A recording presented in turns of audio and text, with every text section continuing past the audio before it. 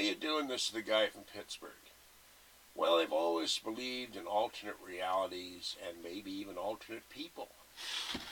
I've been stopped at BART and other places by women and men, and they would ask me, have you been in Mountain View at a bar? Have you been in Palo Alto at this function or that function? I said, no.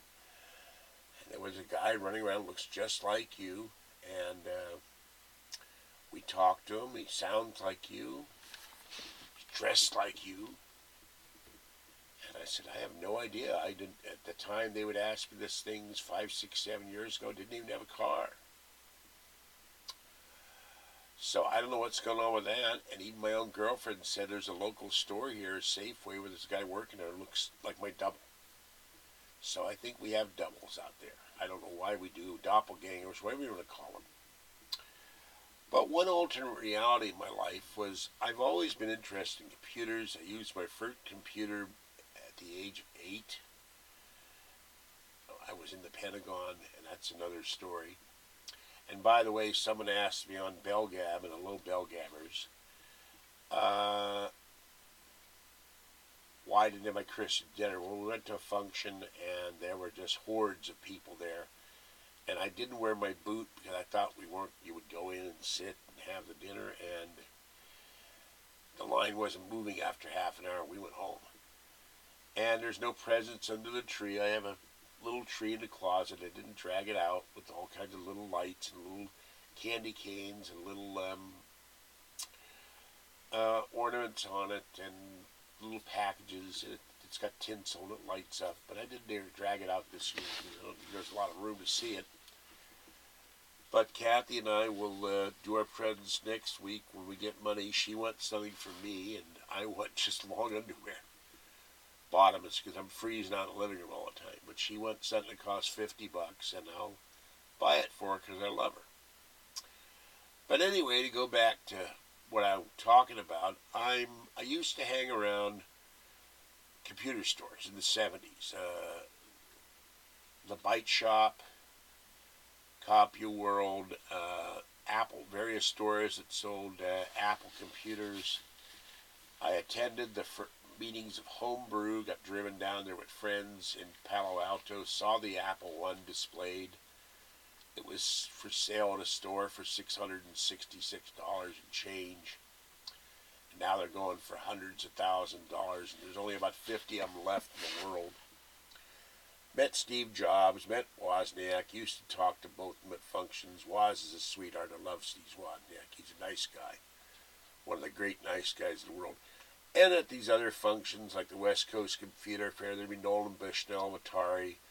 Bill Gates would show up, other luminaries, people from Byte Magazine, people from Creative Computing and Apple Plus, A Plus when the Apple computer came out. So I got to meet a lot of people. And I was playing with computers even in my apartment. I had a teletype in my apartment in 1970. I was dialing up with an acoustic modem, the Lawrence Hall of Science in Berkeley, and doing programming and playing Star Trek and other games on it. And I went to San Francisco State for a while, was doing programming there in the computer lab with punch cards and paper tape, and I could read paper tape off a teletype. I could do it today if there were teletypes still around.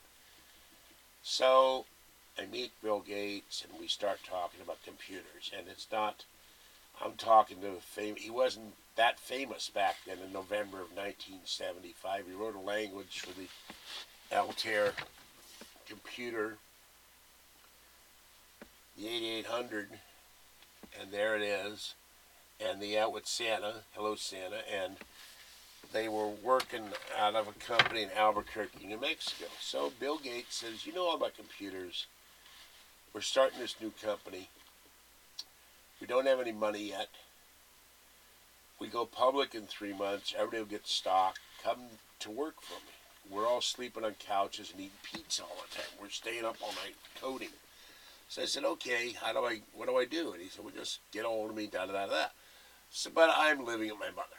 And my mother she could be nice one minute, not nice the next, and was determined that she would direct my life, and there was nothing I could do about it. And even when I wanted to break out on my own, she would come up with reasons why I wouldn't succeed, because it would have meant I had the archetypical domineering Jewish mother. But I went to her and asked her, look, I have a chance to work for this company. I think it's going to be big, and they're a brand new company. And she said, where are they? And said, Albuquerque. I'm 23 years old at that time. And she said, you're too young to go off by yourself. Well, in retrospect, I would have gone to my friend Paul and borrowed the money from him. I didn't have $1,000. That was a lot of money in 1975. Not a lot of money now.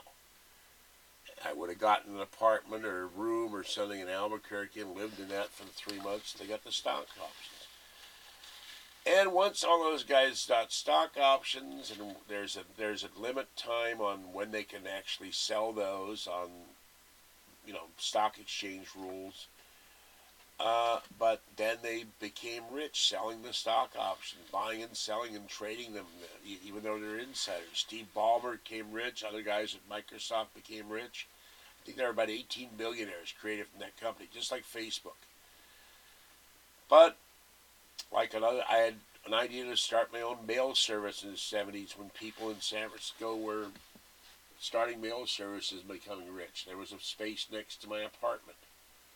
Mother shot that down. She never wanted to be the hold. She just had this grip on me that she couldn't stand it, that I would break off. The rest of the family was able to do it. But since I was close by, she would let go. Even before her death, a year ago, she said, why don't you move into my building? I can get you into the building and live in the building with me. And I said, are you insane? I'd go nuts. Or commit suicide in a year living in the same building with you again. I'm 62 years old. I like my freedom.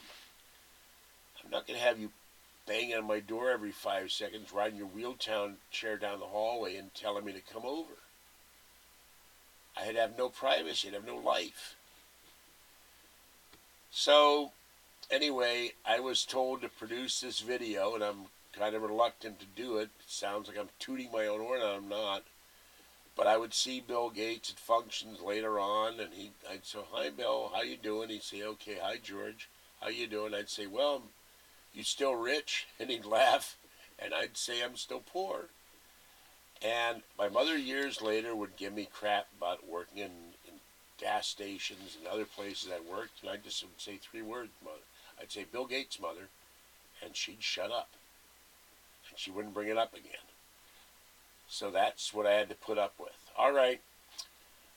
I will be back later today with another video.